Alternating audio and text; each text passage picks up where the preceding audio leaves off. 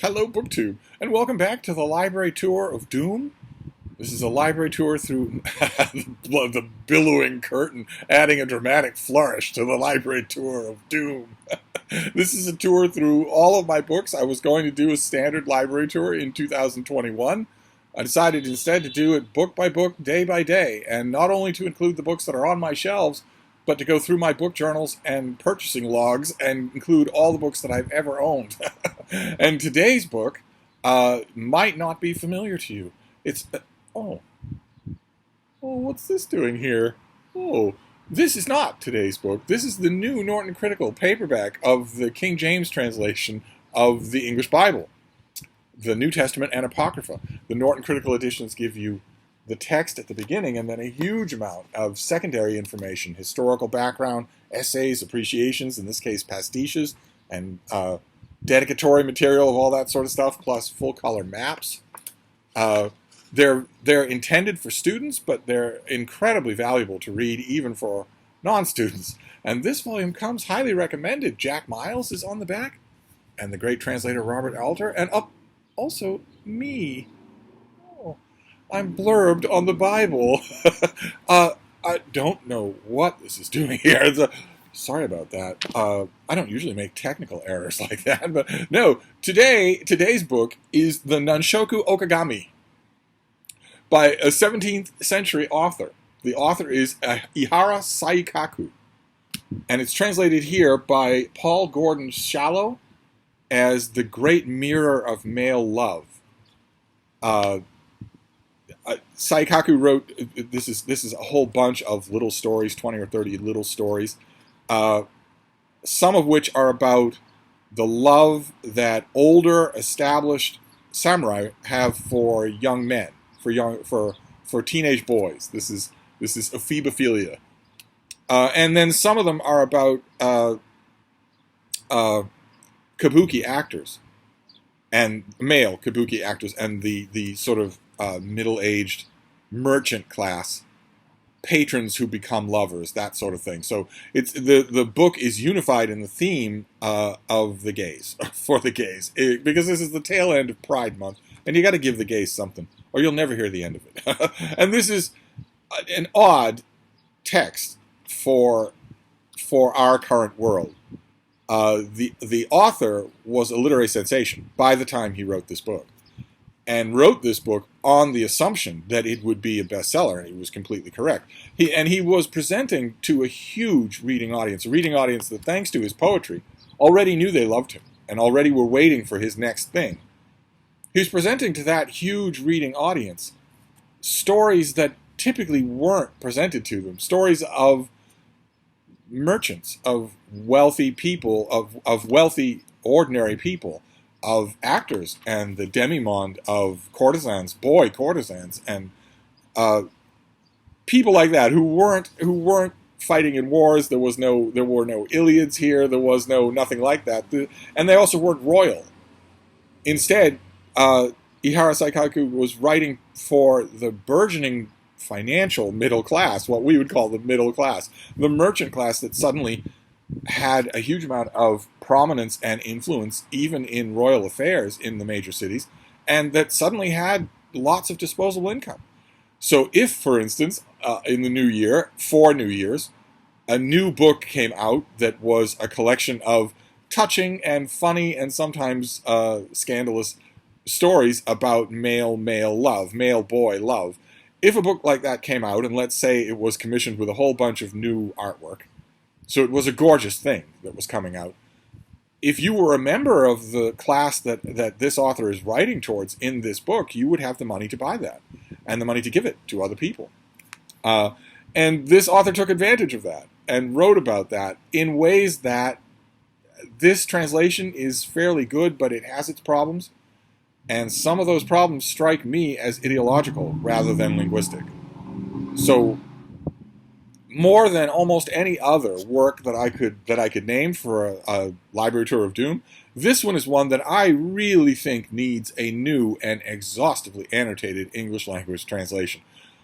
Maybe coming out from Viking Press in order to then take its place at long last in Penguin Classic line. This is a classic, and if it highlights aspects of a vanished world that virtually no other literature of the period does, at least that I've ever read, translated into English. I actually can't read this in the original. The stories in here are fascinating. They are, dramatically speaking, not so gripping because they're fairly slight. But for a 21st century reader who's interested in history, they're irreplaceable because they're set in a world that's gone and writing about that world. And it's a world that a lot of the historians of the period didn't even think to write about. They didn't think to immortalize it at all. And not to get too preachy or too 21st century. I try to steer away from historical relativism, even though it's all the rage in the 21st century. But this is also, in a way, encouraging. Not completely encouraging. There's quite a bit of anger in this book and quite a bit of discrimination against women, for instance. But there is a 21st century way of looking at this as representative, as that dreaded word representation. This is a good reminder to the gays today in 2021, as if they needed one, as if there weren't parades in every city.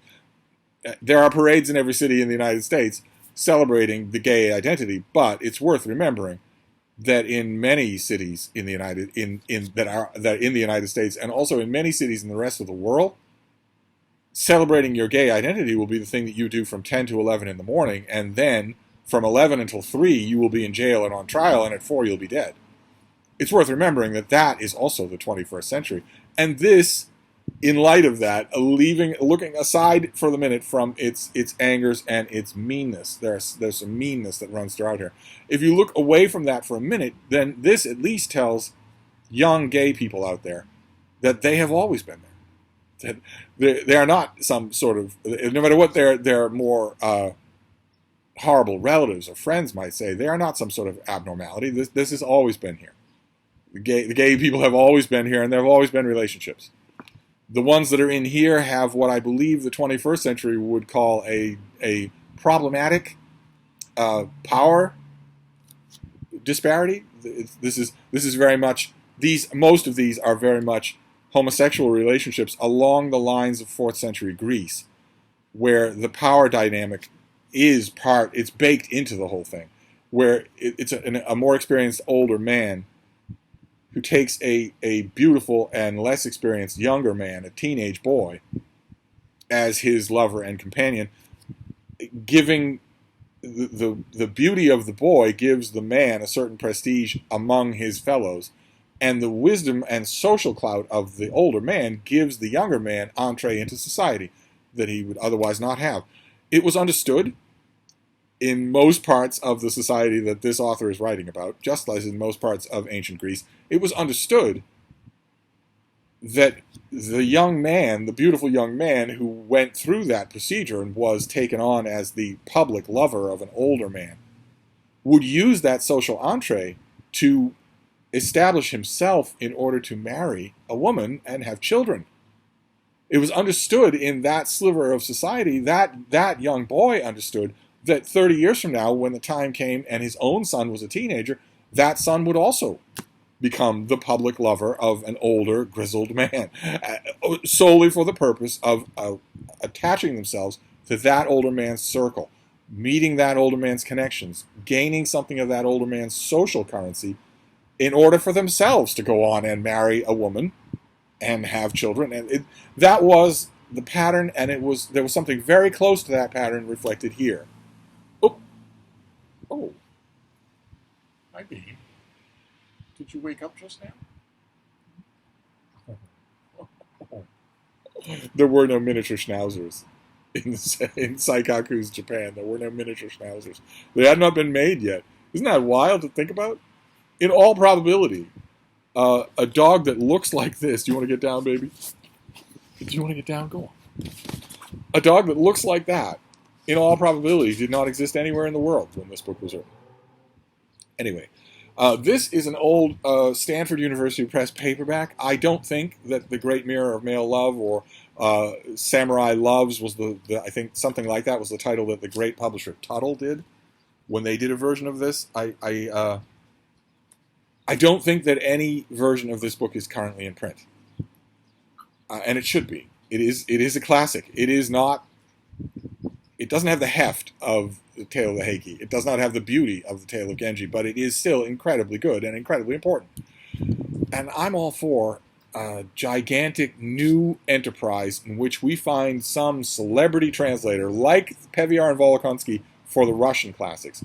Let's find a celebrity translator for the Japanese classics, including a great many of the ones that have never been translated fully into English, and set them to work for the rest of their life. Let's find a university-trained, maybe an enterprising poet, some young woman who is 18 now, and let's just chain her to her translator's desk until she's 80. Throw every award in the world at her, give her a year's salary that she can easily live on and marry on, and just put her to work, translating and annotating every great Japanese classic.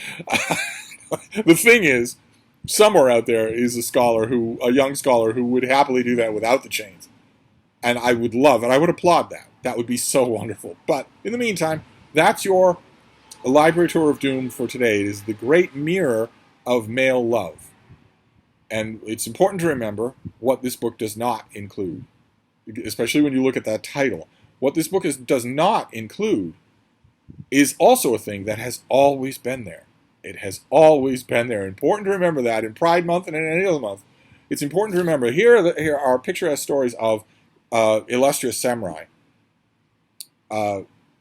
picking and choosing beautiful young boys who are kind of on display for that purpose. Here are stories of beautiful kabuki actors who are basically being chosen by wealthy members of the mercantile class in order to be on display. And those are the male loves that are displayed in this book. Those are the male loves that are chronicled here with all sorts of punchlines and Chaucerian wordplay and double entendres and stuff like that. It's important to remember when you're reading this, and I think you should read this, that all the while those stories were happening, the real thing, those experiences were real, but the real everyday thing was also happening here and in ancient Greece and in every other society, and that is a 35-year-old man who's got a low-level bureaucratic job and is simply gay.